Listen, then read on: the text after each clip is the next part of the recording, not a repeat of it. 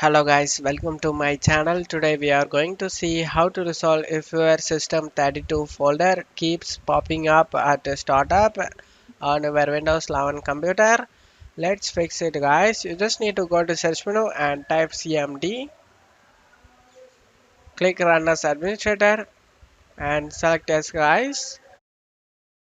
And now you just need to check my video description for this command used in my video.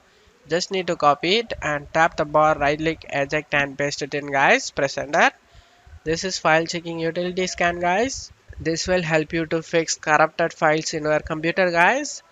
Being system scan, this process will take some time. Being verification phase of system scan, this verification 2% need to get 100% guys. So kindly please wait until this 100% done.